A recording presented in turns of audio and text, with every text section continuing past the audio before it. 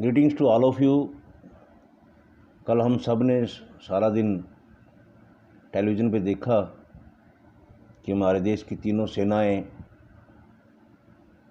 हमारे corona warriors पर जो इस मुसीबत की घड़ी में लड़ रही हैं इस महामारी के साथ, उनके ऊपर फूल बरसाए गए, उनको बैंड बाजे के साथ उनका हौसला बढ़ाया गया। तो तीनों सेनाओं के हेलीकॉप्टर्स ने फूल बरसाए, हमारे फाइटर पायलट्स ने मार्च पास किया।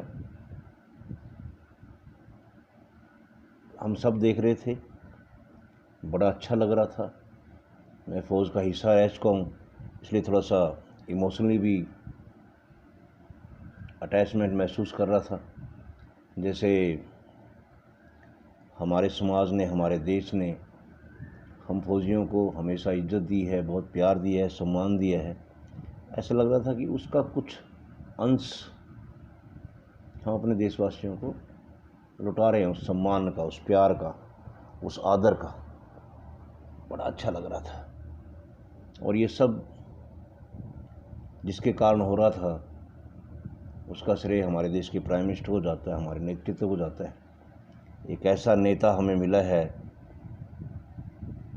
सौभाग्य से, जो अपना काम तो करता ही है और जो बाकी देशवासी काम करने वाले हैं उनका भी हौसला गाहे बेगाहे कभी किसी माध्यम से, कभी किसी माध्यम से बढ़ाता हुआ नज़र आता है।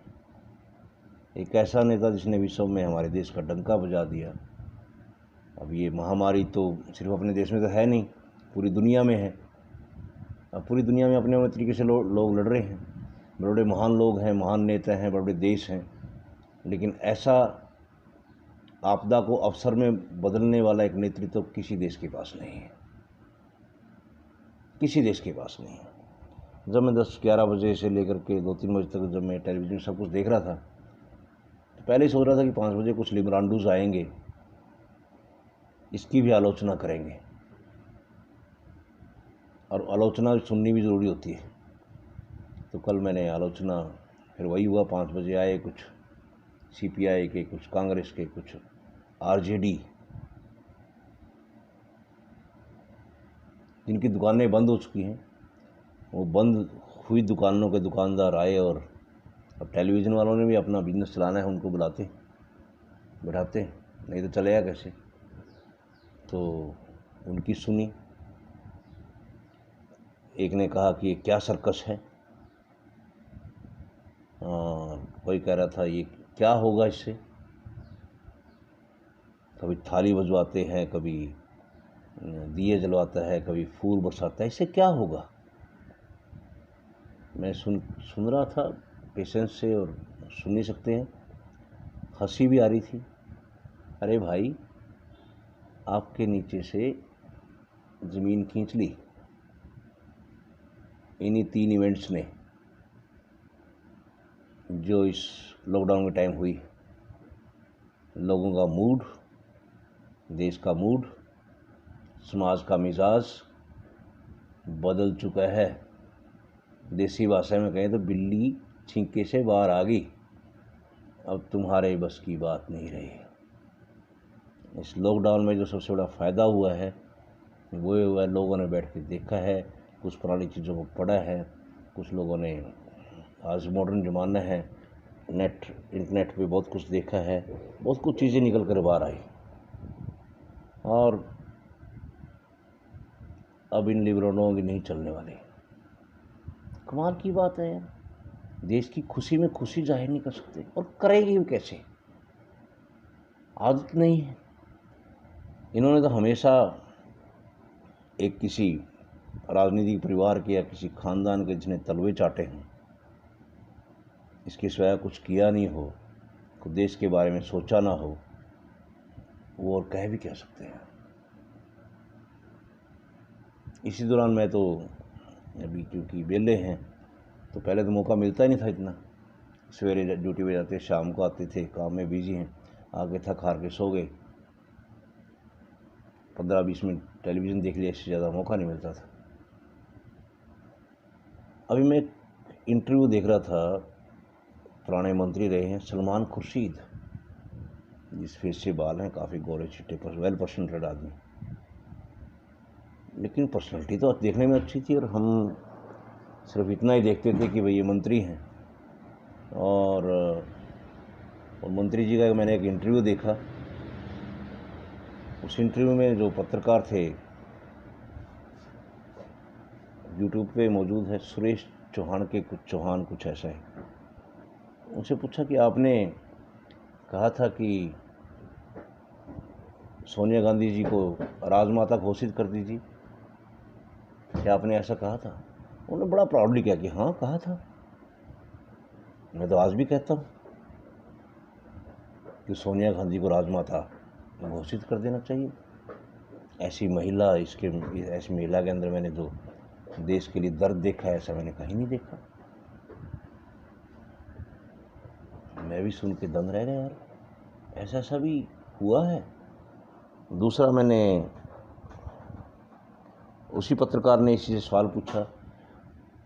मैं उस पत्रकार की बड़ी सराहना करता हूँ, बड़ा स्ट्रेट फॉरवर्ड सवाल पूछता है। मैंने को जानता नहीं पहले, कि मैंने कभी देखा नहीं।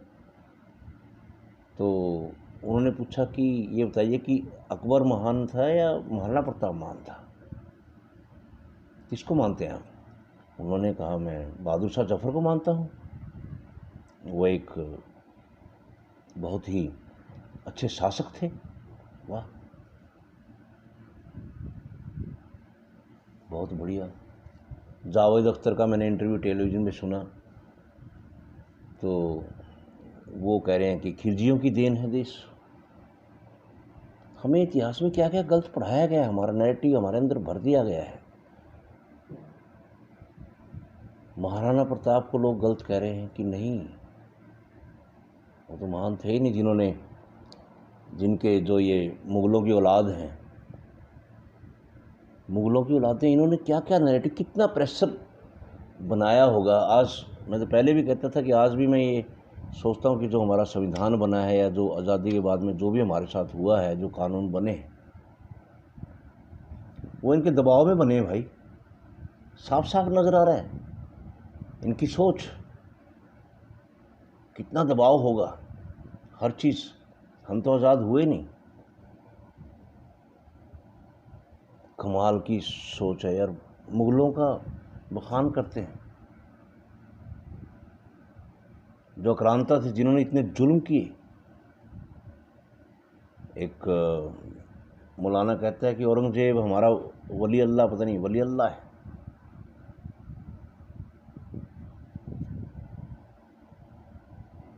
सुन के भाई इनके विचार दर्द होता है कि हमने 70 साल तक धक्की मारी यार। ऐसे ऐसे लोगों को हमने सत्ता में बैठा के रखा। पहले पूछने की शायद हिम्मत नहीं थी। फिर मैं एक दो पुरानी टेलीविज़न पिक्चरों की याद आई, तो आप पुरानी पिक्चरें देखेंगे तो उसमें हमेशा मुसलमान को एक बहुत ही सेकुलर दिखाया है।